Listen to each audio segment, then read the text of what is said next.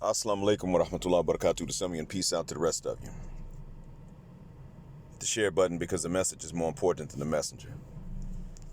Look, y'all, in the end, one of the reasons why I have a different perspective from many of you with regards to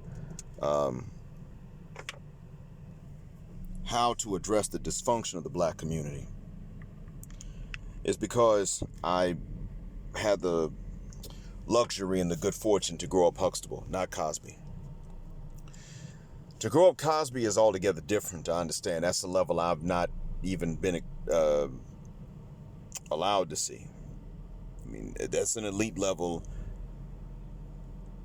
I have very little contact and understanding. I know it's there. I know a few things about them. For the most part, in order to be Cosby, you got to live by a different set of rules. But growing up Huxtable, even though that's a fictitious last name and fictitious family, played by Felicia Rashad and Bill Cosby and others, growing up Huxtable was different.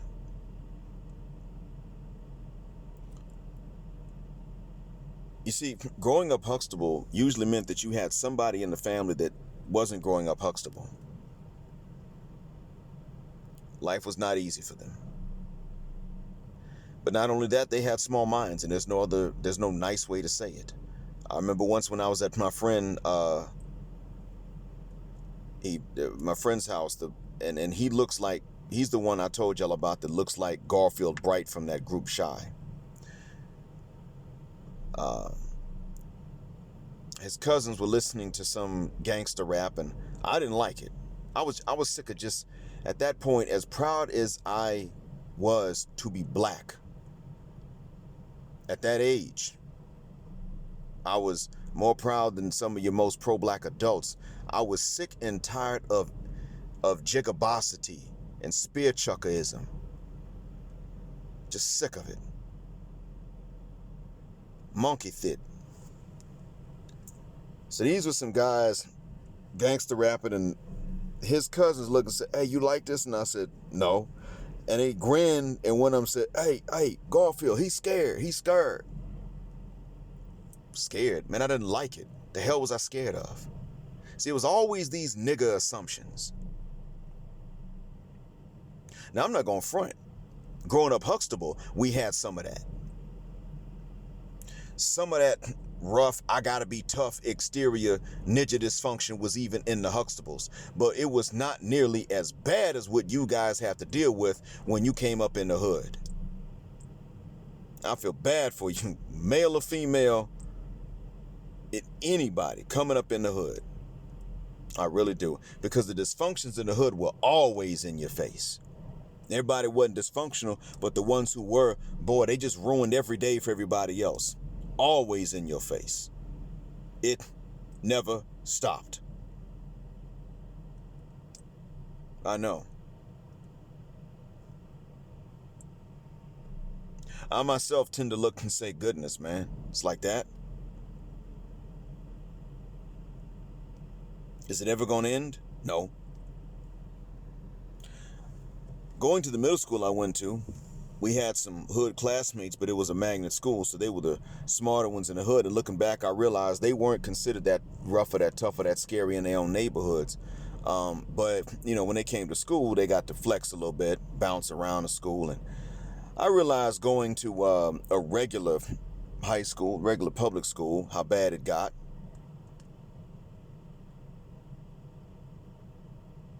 I realized how bad this could get, and I got sick of a lot of that stuff too. But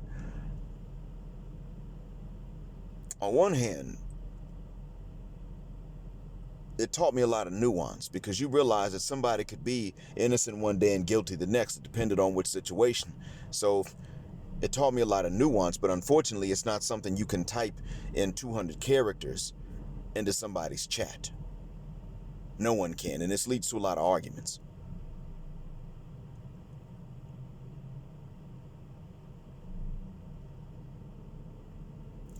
And this is largely going to cause people who came up as such to seem inconsistent.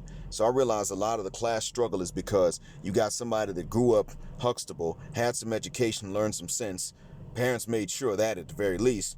And then when they get older and they're capable of understanding nuance, they can't fully express the nuance that they are capable of understanding, because if you're not making content, then you were on somebody else's live stream and you're on their panel and you got to give others a chance to talk, or you are typing in the chat and you only got 200 characters per message, so you can't fully explain the nuance of which you are aware to do justice to a topic that must be discussed. So while everybody winds up arguing with each other and everybody is, not to mention most of you are typing on your phones, so now everybody is inconsistent and a hypocrite to everyone else. Or you just seem really stupid because you can't spell properly because you're still typing on your phone keyboard. And you're not checking what you send before you hit the send button. It's a mess. But growing up Huxtable has shown me a lot. It's shown me plenty. And so to grow up Huxtable, and then somewhat hood adjacent, it does give me a perspective. I'll try to share it with you, but I understand that many of you may not have had it. And I hope that what I can share will benefit you somehow, even if it's in something else altogether different. And I'm willing to consider the fact that many of you may have never been able to spend extended lengths of time in Huxtable type areas or even families.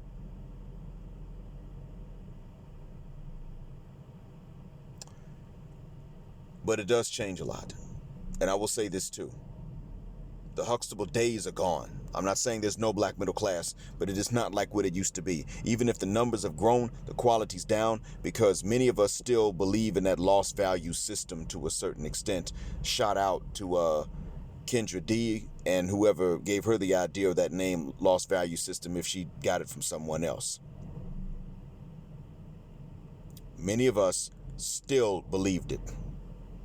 And I'm going to be honest with you. This is not going to be flattering, but I will be honest. A lot of sisters that grew up Huxtable still wanted the men to be thugged out. And I'm just never going to respect them for that. Now that I know what I know as an adult, when I look at the ones that wanted this, I will never respect them. Being a man coming from that environment pretty much guarantees you don't have a chance with a sister. You just don't, unless she's just unattractive and nobody wants her. That's what it means. You don't have a shot. Because frankly, you're not thug enough for them to find you sexually appealing, unless you're always in the gym. And even then, you're still not thug enough. You're just, you're in the gym. So if she's from that area, then, you can't really offer her much, except that maybe you could maintain that lifestyle for her. But oftentimes they can do that themselves. And then if you are,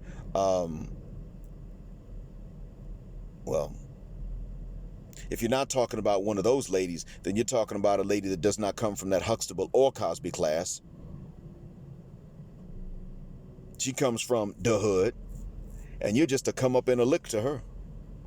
Oh, yeah, she'll give you a shot because you're a come up and a lick to her. And they get upset when you're not willing to be used and not willing to be a target. You're a high value man to them, and they're looking at you like, oh, man, I'm finna come up. And if you're not going to be that stupid and just be a come up, then you're useless. They may even resent you and set you up for a robbery if she's really that thug type. Because not every lady from the hood is into that thug stuff. But, some of them are into that thug business.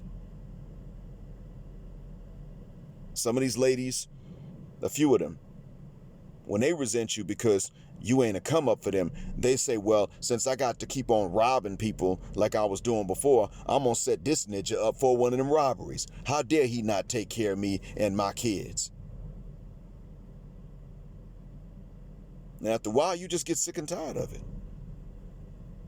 I won't lie. One of the reasons why it is that there won't necessarily be a black middle class going forward into generations is because the men of the black middle class only have bad options when it comes to sisters. They can wind up with some of the worst. I mean, if you ain't making the money, you're not a high value man. But guess what? If you're one of them, remember Mr. Samuel said those men have come to him trying to figure out what's wrong. And that's how one way he found out what they were having to deal with. By his own definition of high value, he saw they were having trouble.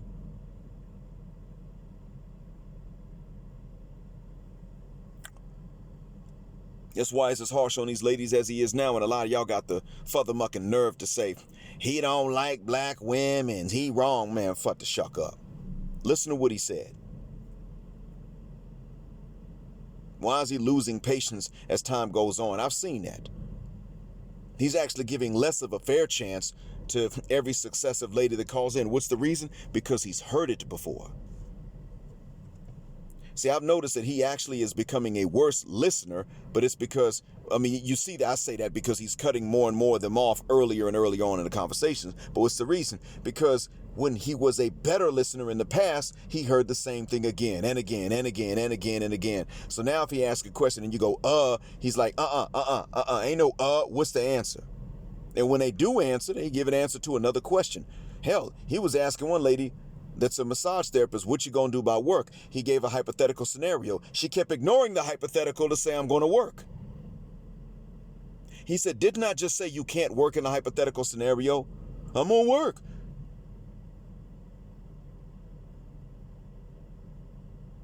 See? He didn't grow up Huxtable. He got himself into a situation in which he could hypothetically raise kids in a Huxtable situation. But hell, a little further on, he'd be in the Cosby class. One thing I know about the real Cosby class is that if you're not an actor like Bill Cosby, they don't really want the notoriety. The fame, I should say. But that's another topic for another recording. Right now, what I want you all to understand is growing up Cosby, well, that's something I don't know about. But growing up Huxtable, that has explained a lot to me. It has shown me a lot. And I want y'all to understand and to know that sometimes that's the reason why I'll have the perspective that I'll have that's different from yours. Thanks for listening. Black heart, black mind, black out. Assalamu alaikum.